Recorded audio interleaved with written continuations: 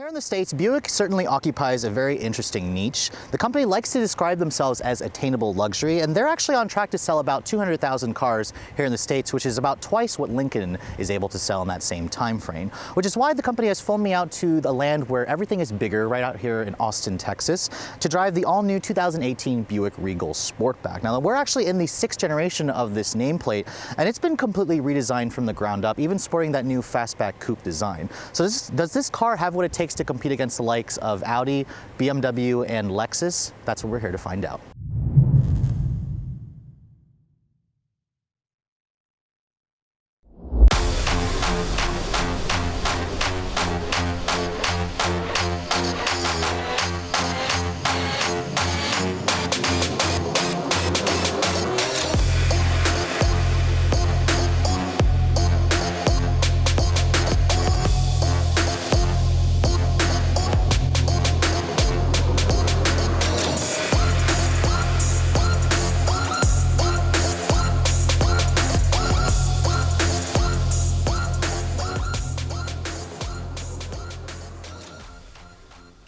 Design-wise, Buick has been on a mission to completely overhaul their models. They actually have one of the freshest lineups in the industry now, and the Regal Sportback is definitely one of the most striking designs that we've seen from Buick. You can see all the new corporate design elements are here. You have the new grille, waterfall style with this chrome wing that kind of extends from the emblem. The wing is kind of accentuated in the headlights where you get standard LED daytime running lights. However, halogens are actually the standard headlight. My Tester has an optional full LED headlight that you get as part of the driver confidence package. And overall, when you look at the front proportions, it's certainly a handsome car. I see a lot of Mazda, a lot of Audi-esque in the styling, and the new Regal Sportback actually still rides on the Epsilon 2 platform. It's been modified, it's been strengthened, it's been lightened.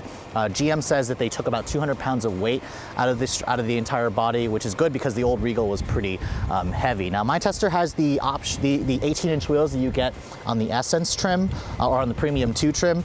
They're wrapped in 245 series tires. They are a nice-looking luxury style wheel, not exactly sporty for me. You got to go to the GS trim if you guys want the sports. Now, speaking of which, this car is available in several trims ranging from base to premium, Premium 2, and then Essence, and then the GS. Now, lengthwise, Buick did lengthen this car. It's about 3 inches longer in the wheelbase. Overall length is about 2.5 inches longer. So it's a little bit larger than a TLX, about the same size as a Honda Accord. And really, when you start coming to the rear proportions of this car, you see that sloping rear roofline, part of the Sportback design theme. Buick says with the sedan market changing, people are really expecting more of a sporty design element, and they want to be kind of at the forefront of that. Now, looking at the rear of the vehicle, you also see a lot of the newer corporate design elements. You have these wing-shaped, LED accented taillights that kind of mimic the front. The taillights themselves are actually only incandescents for the brake lights and the turn signals. Only the LEDs are for the taillights. And then you have dual exhaust, which are standard on all the models, which I think looks particularly nice. The GS will have its own unique exhaust finish, which I'll have to show you guys in a different review. Now, because it's a Sportback design, even though it looks like a traditional trunk, you push this little button here, it pops the trunk open. And Buick is very proud of the fact that you get 31 cubic feet of space with the seats up. That's actually twice than what you get in the traditional trunk versions, like an Acura TLX. If you fold down the seats, Buick says you're going to get about 61 cubic feet of space, which is more than most subcompact SUVs. So the practicality is there in a traditional sedan shape. So I think Buick has done a really good job with the design of this car. So every Regal Sportback will come standard with the company's smart key access system with push button start. My Tester also has remote start. To activate it, just push the lock button once, push and hold this button here until it starts right up for you. To turn it off, just push this button again, and it shuts off the engine for you. Now, when you first approach the Regal, you can see it's got a traditional button on the door handle. That will lock the door. If you have the key on you, it'll lock the door. To unlock it, there's no sensor on the back of the handle. When it's locked, you can see you have to actually touch the button again, and that will unlock the door for you. Now, looking at the inside of the Regal, I have to say, it looks very traditional in terms of the design of other modern GM products. It doesn't really scream premium luxury to me, especially my Tester with this white and black interior. I like the contrasting stitching. I would prefer to see something like a two-tone color. I've seen that offered on the Regal TourX and some other lighter options, but in terms of like a red leather interior, it's not available on this car in the States. I'm hoping Buick will eventually consider offering that. But getting inside the Sportback, you can see it has a traditional sedan step-in height.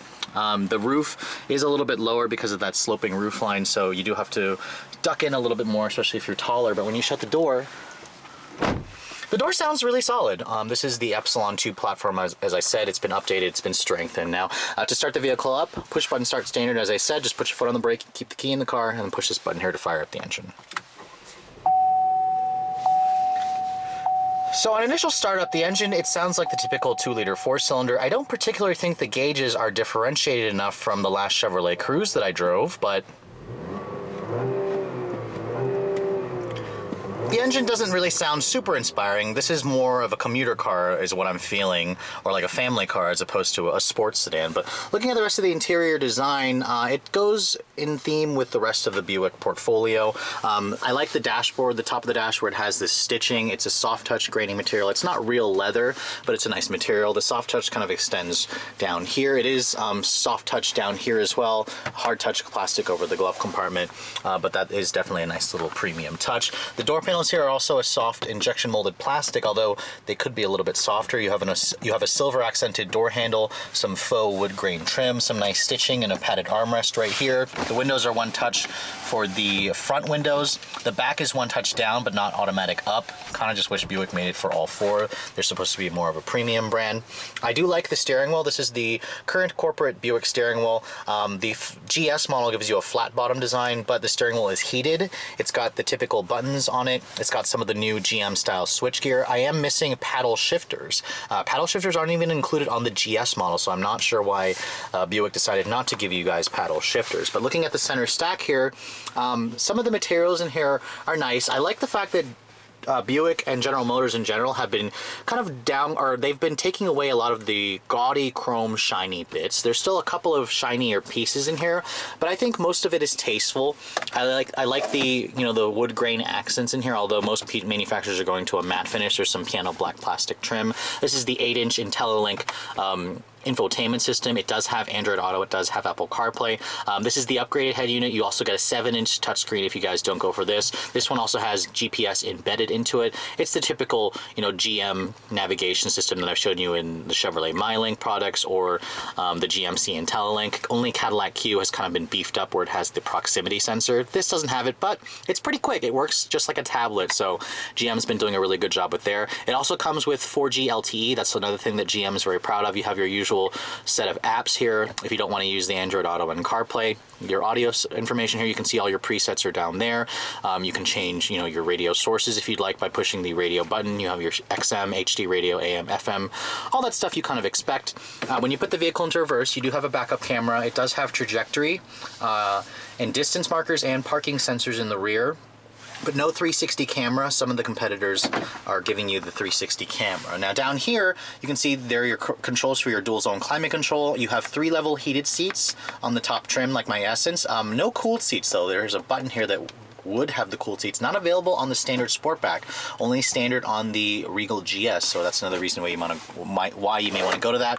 Nice cup holders here with some additional storage. You can close this lid if you'd like. This controls the 8-speed automatic transmission. This particular one that I'm in is the all-wheel drive model. If you guys go with the front-wheel drive model, the shifter looks the same. You just get the 9-speed auto, which is a GM design.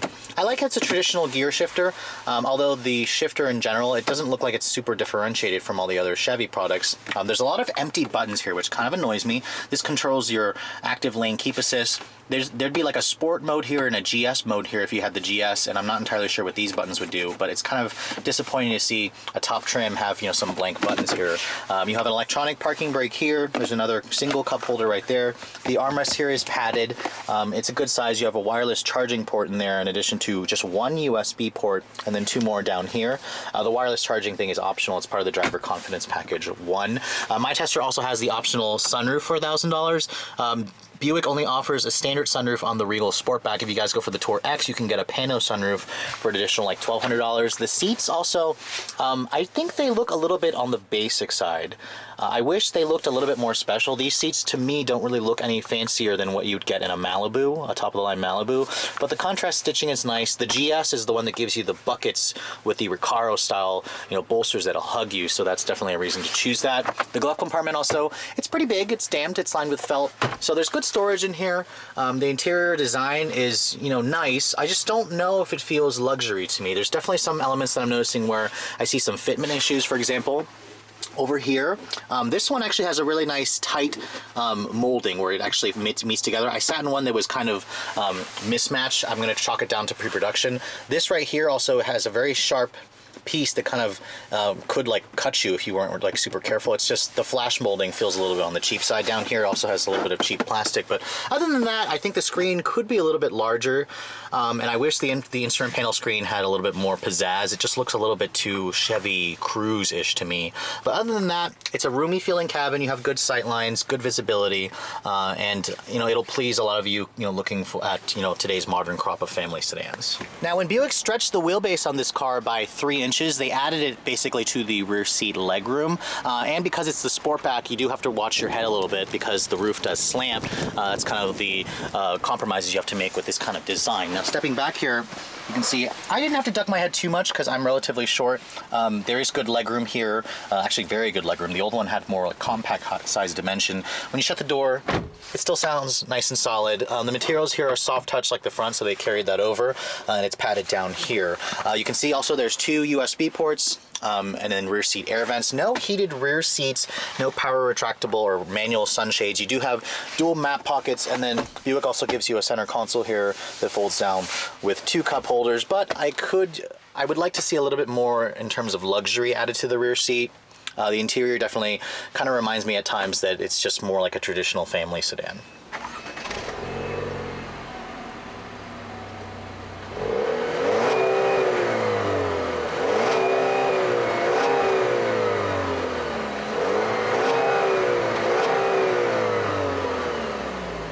So under the hood of the new Regal Sportback, the Sportback will only come with 1 engine. This is the same 2-liter turbocharged Ecotec 4-cylinder that they had in the previous generation. The numbers have kind of been shuffled around. It makes 250 horsepower now, which is actually 9 horsepower less than the old model, although it does make more torque. 260 pound-feet on the front drive models. My tester is an all-wheel drive model, so it has 295 pound-feet. Now it has all new transmissions this year, an 8-speed automatic on this all-wheel drive model, or a new 9-speed automatic on the front-wheel drive models. Now, because of that, Buick was able to improve the fuel economy. It's now rated at 22.32 for the front drives or 21.29 for all-wheel drive. Premium is recommended if you guys go for this 2-liter turbo 4-cylinder, which is now the standard engine. The 2.4 is also gone, and the 6-speed manual is gone as well. Now, if you guys want to wait for the GS, that'll be a different review. That actually has a new V6 with 310 horsepower, standard all-wheel drive.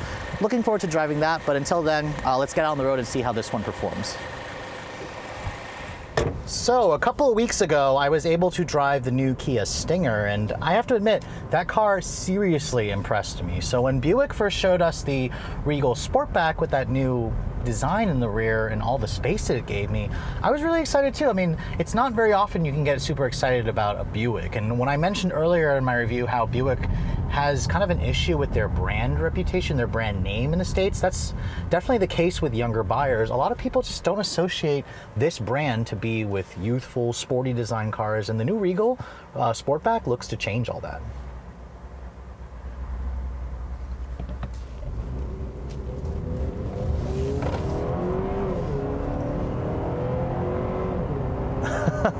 All right, so this 2-liter turbocharged 4-cylinder is the standard engine, and Buick likes to tout out the fact that this is the least expensive way in the premium or mainstream family sedan segment to get 250 horsepower for like $26,000. And they're right in that regard. This is relatively inexpensive. If you want a 2-liter turbo Accord, that's going to cost you at least $30,000. Which is $4 to $5 grand more expensive than the Regal Sportback in base form. Now, my tester, being the Essence trim, is basically fully loaded. It also has all-wheel drive for $2,000, and if you guys are keeping score, all-wheel drive is something that a lot of premium buyers expect, and Buick offers all-wheel drive on everything in their lineup except the Cascada convertible. And I have to say, driving the new Regal Sportback, it makes a really great first impression. Buick is very passionate about making their cars very quiet, very safe, very much just kind of like a smooth car that gives you the impression of attainable luxury. That's really basically what they've been doing for the last couple of years. And the new Regal follows that philosophy. Now, my tester has what Buick is saying are foam-filled tires. They actually partnered with a tire manufacturer to make these tires extra quiet. The only car that you can actually get foam-filled tires on is like a Tesla Model S or Mercedes-Benz S-Class.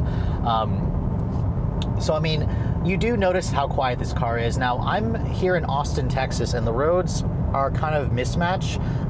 Right now I'm on this rather kind of noisy stretch of pavement here, asphalt. So I am hearing some road noise come in. However, it is relatively quiet considering how terrible the road is. I'm gonna have to wait to really test out the quietness when I'm on back in my home area in DC. But Buick is very proud of the fact of how sporty this car is. Now, you guys know by now it's an Opel platform, and Buick actually sold off Opel, or GM did, a couple months ago. They sold it off to a French company. And this chassis is a pretty good chassis. It has relatively quick steering. The steering itself is a little bit too light and numb for my taste to be a true sports sedan, but this car's chassis will impress you when you start driving it. But again, the new Malibu, the last one that I drove, didn't have this new 9-speed auto. Now Chevy puts the 2-liter turbo with the 9-speed auto, so you kind of actually get the same powertrain in this as the current generation 2018 Malibu.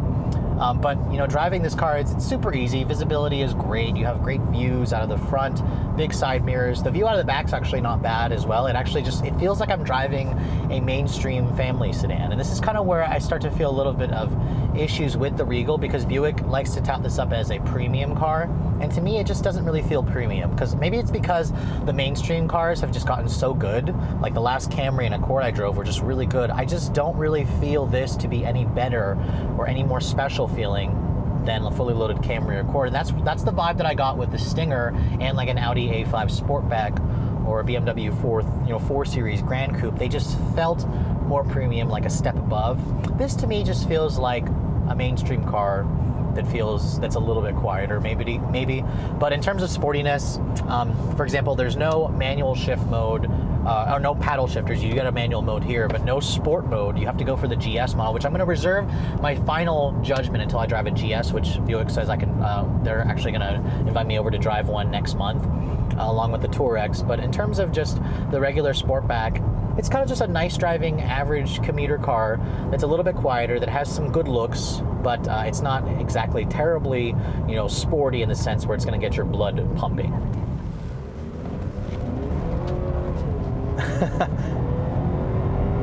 Now, because my Tester is all-wheel drive, there's not really any drama. When you put your foot down, this car feels like it gets to 60 in 6.5 seconds. I did drive the front drive model, which has the 9-speed automatic. This has the 8-speed auto, which is a great transmission, honestly. It's smooth, quick shifts, nothing like, super exciting where there's crackles and burbles. It's not a dual clutch. It's just a great transmission that's responsive. They just could maybe use like paddle shifters, honestly, but I hear the GS also doesn't have paddles, so confused as to why Buick isn't offering that. And also, if you guys remember, the previous generation Regal had a manual shifter available. They actually had a 6-speed manual you could get on the regular model and the GS, although they did cut production of that because nobody bought it. So I'm not going to complain that Buick doesn't offer a stick in this car, simply because you can get it, or nobody bought it, and nobody in this segment really buys a manual. But my Tester has the Driver Confidence 2 package, so it has the full suite of driver assistance tech, adaptive cruise control with low-speed ramp follow, lane keep assist, automatic emergency braking, lane departure alert. All that stuff is included, and it works fine. It basically works like all the other GM products. It's not like the Cadillac Super Cruise, of course, that I tested earlier this year, but it certainly gets the job done. I like the blind spot monitoring with the cross traffic alert. That's a safety feature that a lot of buyers really, prefer and want. But overall, I mean, the seats are comfortable, the visibility is good. It's a really great car to just daily drive. But just know that there are a lot sportier offerings in the segment, or you just need to wait to drive the GS. I haven't driven the GS model yet, but that's definitely the one that I'm going to be looking forward to driving next month as a driving enthusiast. So that brings me to the final aspect of this review. I'm not going to test fuel economy simply because I'm on a short, media drive, and I can't really test out the fuel economy. But the pricing of the Regal, this car starts at $25,900, just under 26 grand, including the $925 destination charge. Of course, that makes it one of the least expensive of the, that niche area where it's a premium car, sort of premium compared to like a mainstream car, like a family sedan. Now, you need to keep in mind that is for the base Regal Sportback. The base Regal Sportback doesn't include leather seats, it doesn't include heated seats, it doesn't include automatic climate control, but you do get a backup camera and you do get push button start. Now that makes this car slightly less value versus the previous generation, because it started $2 grand more expensive, but you got leather and bi-xenon headlights. Now you have to option those in.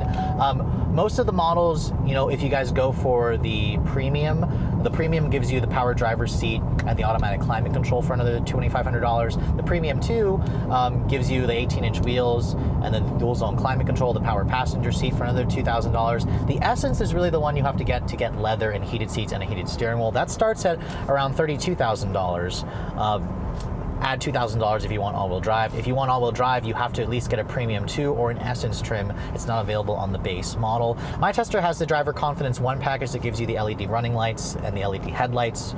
It gives you the wireless charging. It gives you the blind spot monitor, cross traffic alert. That's like $1,700, and then another $1,200 if you guys want the Driver Confidence 2 package, where you'll get all the driver assistance tech that you kind of expect in this segment, and then another $1,000 for the sunroof. There's an extra charge for the paint. My Tester, as equipped, is around $39,300, which again, it is about a couple $1,000s more expensive than a fully loaded TLX. However, you cannot get the 4-cylinder TLX with all-wheel drive, so that does make the Buick slightly more, value-oriented. And if you guys don't want the all-wheel drive system, you can save $2,000 and basically spend, $37,000 for a fully loaded model. Expect most of these Regals to come in the low $30,000 to mid $30,000 range. Most of you probably won't get this fully loaded model like my particular Tester, but I mean, overall, it makes it a good, decent value. I'm not going to talk about the Regal TourX or the GS at this time, although there is pricing already available on that one. The GS starts at like $38,000. I mean, you could make a Regal Sportback GS as much as 45 grand fully loaded, which does make it, right in line with accurate TLX money. It is cheaper than the Kia Stinger, although I will argue the Stinger gives you a better warranty and slightly more standard equipment that I kind of expect in this price point. So you kind of have to give and take. If you like the design of the Regal, I think it's a really cool and unique choice. I love the TourX model, the fact that it's a wagon. But overall, I hope you guys have enjoyed my full overview on this 2018 Regal Sportback. If you also are looking to see the latest cars I'm testing, make sure you follow me on Instagram at Redline_reviews. Like us on Facebook. If you haven't done so, please subscribe to the Redline Reviews YouTube channel for all the latest reviews. Thanks so much for watching, guys. I'll catch you all in the next video.